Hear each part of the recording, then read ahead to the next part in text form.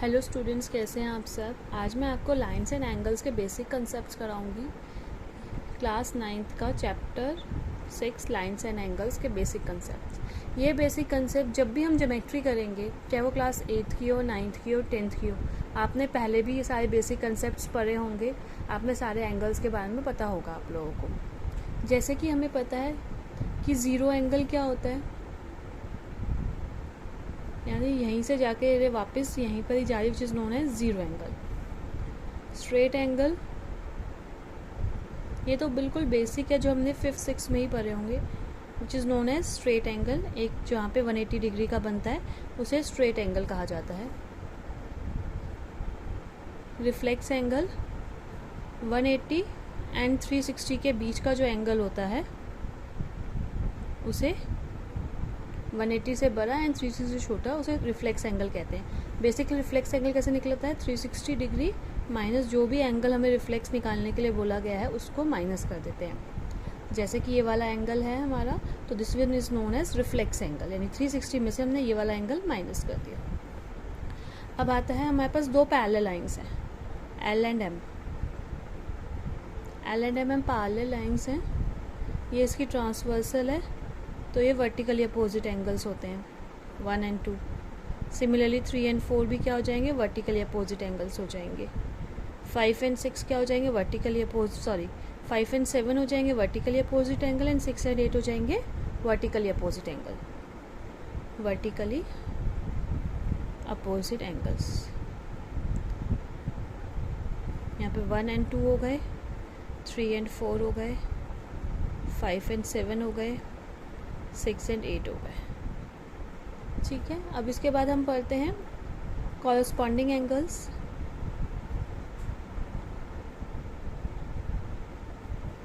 Corresponding angles कौन से, जो एफ बनता है, यानी ये हमारा एफ बन गया, तो ये नीचे 4 and 8 is corresponding angles, 1 and 5 is corresponding angles, 3 and 6 is corresponding angles, and 2 and 7 is corresponding angles, जिसमें एफ बन रहा है हमारा बेसिकली, चाहे वो ऐसे बन जाए चाहे वो ऐसे बन जाए, कैसे ही बन जाए उसके अंदर एफ बनता है। ऑल्टरनेट इंटीरियर होते हैं 1 एंड 5, 4 एंड 8।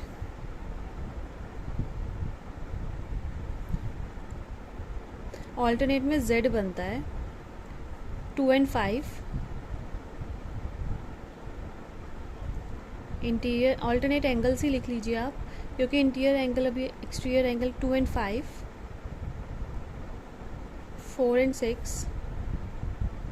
सिमिलरली एक्सटीरियर में बात करें तो 3 एंड 8 एंड 1 एंड 7। ये हमारे एंगल्स होते हैं जो कि हमें पता होने हमारे लिए बहुत ज़्यादा ज़रूरी होते हैं ये एंगल्स। अब हम इसके क्वेश्चंस करेंगे। अगर आपको इन एंगल्स के बारे में पता है तो हमारे क्वेश्चंस बहुत इजीली सॉल्व आउट हो जाएंगे, आपको इतनी ज़्यादा प्रॉब्लम नहीं आएगी। जैसे कि 6.1 हम स्टार्ट आउट करते हैं। एक्सरसाइज 6.1 में पहले बोला है इस फिगर के अंदर, यानी हमें figure is given A B and C D intersect कर रहा है ओ के ऊपर, यानी A B and C D intersect कर रहा है ओ बी के ऊपर, and angle A O C plus B O E कितना दे रखा है 70 degree, and B O D is 40 degree. हमें बी ओ ई, सिर्फ B O E find out करना है, सिर्फ हमें ये B O E find out करना है। एंड रिफ्लेक्स सी ओ ई, इस सी ओ ई का रिफ्लेक्स भी फाइंड आउट करना है। ठीक है, जैसे कि हमें गिवन है हमें A O C plus B O E is equals to 70 degree. ठीक है, and B O D is 40 degree. तो ये पूरी लाइन है, A O B is a line, तो इन तीनों एंगल्स का सम कितना होगा 180 degree. Angle A O C plus C O E plus B O E is equals to 180 degree. Linear pair लिख सकते हैं या फिर हम स्ट्रेट एंगल भी लिख सकते हैं। अब ए O C plus B O E कितना है हमारा 70 गिवन, सी ओ ई हमें रिफ्लेक्स बोला है, और ज़रूरी नहीं हमें पहले बी ओ ई बोला है तो हम बी ओ ई निकालें, हम पहले सी ओ ई भी निकाल सकते हैं, लेकिन हम पहले बी ओ ई ही निकालेंगे। तो C O E is equals to 180 minus 70, 110 आ गया। अब हमें बी ओ ई बोला है and B O D is given. अब देखेंगे आप, C D is also a line, line AB and CD is a line, तो इस लाइन पे कौन कौन से एंगल बने, COE plus BOE plus BOD is equals to 180 degree, linear pair. तो COE कितना है 110, BOE हमें निकालना है, BOD इज गिवन 40 डिग्री, तो ये कितना आ गया 150 plus BOE is equals to 180 degree, तो BOE कितना आया 180 माइनस 150 30 डिग्री। अब नेक्स्ट में क्या बोला है, रिफ्लेक्स निकालना है हमें COE का। तो हमने पढ़ा था रिफ्लेक्स कैसे निकलता है, 360 माइनस एंगल COE, यानी 360 में से COE कितना है 110, तो कितना आ जाएगा 250, and this is the answer. इसी का next question, question number 2। Question number 2 में बोला गया इन the given figure line XY and MN intersect at point O, ये O पे इंटरसेक्ट कर रही है, एंड POY इज 90 डिग्री, ये वाला एंगल 90 डिग्री है, A एंड B की रेशियो 2:3 है, हमें एंगल C फाइंड आउट करना है, ठीक है। तो लेट कर लेंगे हम A:B 2x एंड 3x, क्योंकि हमें रेशियो में दे रखा है इसलिए हमने A एंड B कितना लेट कर लिया 2x एंड 3x। अब यहाँ पे XOY लाइन है, XY इज अ लाइन, तो angle A plus B plus POY is equals to 180 degree, same reason आ जाएगा लीनियर पेयर। A कितना है हमारा 2x, B कितना है हमारा 3x, POY कितना है 90 degree, 5x is plus 90 is equals to 180, 5x is equals to 180 minus 90, 5x कितना आ गया 90, x कितना है 90 अपॉन में 5, 5 1 ज़ा 5, 18 डिग्री आ जाएगा। तो x कितना आ गया 18 डिग्री। अब क्योंकि मुझे सिर्फ C निकालना है तो हम देख रहे हैं MN is also a line, जो कि हमें बोला गया लाइन XY एंड MN, तो MN भी एक लाइन है, तो B प्लस C भी कितना होगा 180 डिग्री। तो हमें सिर्फ B निकालने की ज़रूरत है, मुझे एंगल A निकालने की ज़रूरत नहीं। तो B कितना था मेरा 3x, 3 इंटू 18, 18 को 3 से मल्टीप्लाई करेंगे 54 आ जाएगा, तो B कितना है 54 डिग्री। तो हमें पता है MN is a line, is a line, तो B प्लस C कितना है 180 डिग्री, रीजन लीनियर पेयर। मैं LP लिख रही हूँ, आप पूरा लिखिएगा लीनियर पेयर। B कितना है 54 degree plus C is equals to 180 degree, तो C कितना आ गया 180 में से 54 माइनस कर देंगे तो 126 हमारा C आ गया, and this is the answer जो कि उसने हमें बोला था। नेक्स्ट क्वेश्चन नंबर 3 जो कि बहुत ईजी है और बहुत बार एग्जाम्स में आया हुआ है 2 मार्क्स के अंदर। इसके अंदर बोला गया है एंगल PQR, जब भी फिगर गिवन होगी तो हमें लिखा होगा in the given figure, in the given figure.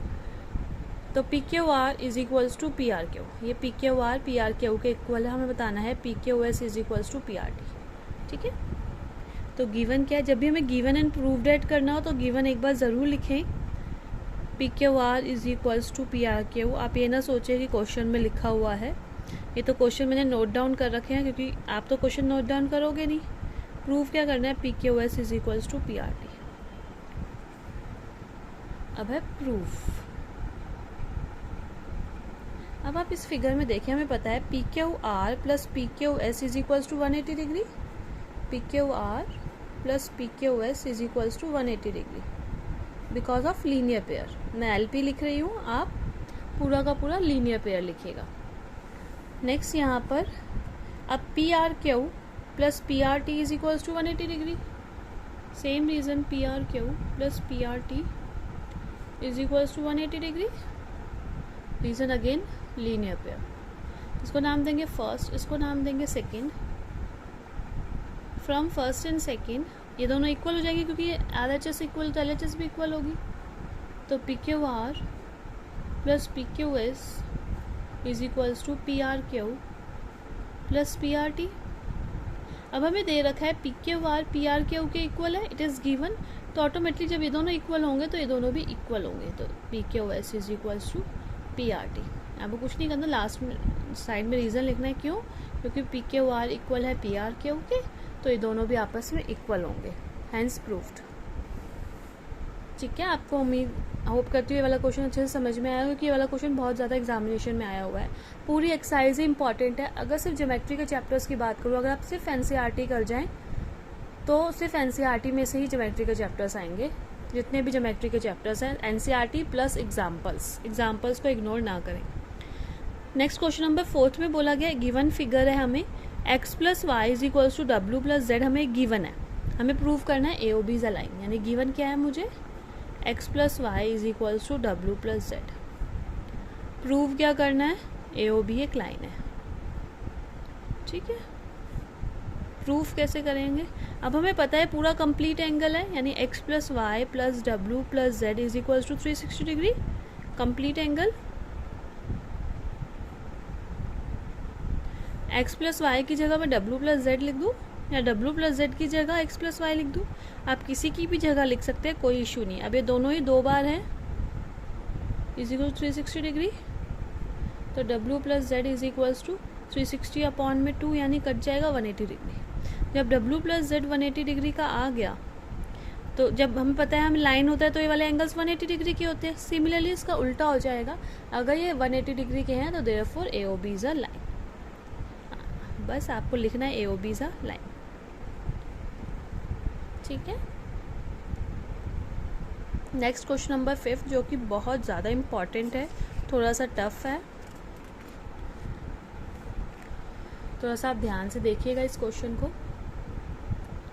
In the given figure, हमें फिगर गिवन है, पी ओ क्यू एक लाइन है, रे ओ आर परपेंडिकुलर है, यानी 90 डिग्री है टू अ लाइन पी के ऊपर, ओ एस एक और रे है, between O P and O R के बीच में एक लाइन है ओ एस, हमें प्रूव करना है, ठीक है। तो गिवन क्या है हमें, P O Q is a line and O R is perpendicular to P Q, ये हमें गिवन है, ठीक है। मुझे प्रूव क्या करना है, angle R O S is equals to half of angle Q O S minus P O S, ये हमें प्रूव करना है। अब हम सॉल्यूशन कैसे करेंगे, यानी प्रूफ कैसे करेंगे, मुझे पता है इन तीनों का सम कितना होगा 180 degree, angle P O S plus R O S plus R O Q is equals to 180 degree linear pair. क्यों आर ओ क्यू कितना होगा 90 डिग्री,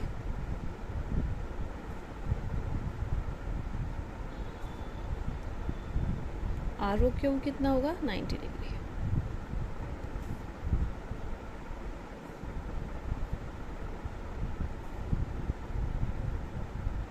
तो 180 माइनस 90 कर देंगे, तो P O S plus R O S is equals to 90 degree, ठीक है। Then in दोनों का सम भी क्या हो गया 90 डिग्री।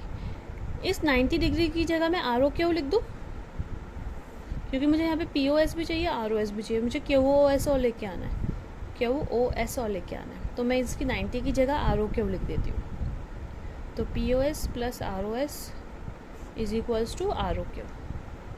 अब ये आर ओ क्यू तो मुझे चाहिए ही नहीं, तो अब आर ओ क्यू बन कैसे रहा है, क्यू ओ एस में से आर ओ एस माइनस कर दूंगी तो आर ओ क्यू बन जाएगा, यानी P O S plus R O S is equals to Q O S में से मैंने आर ओ एस को माइनस कर दिया, तो मेरा क्या बन जाएगा आर ओ क्यू बन जाएगा।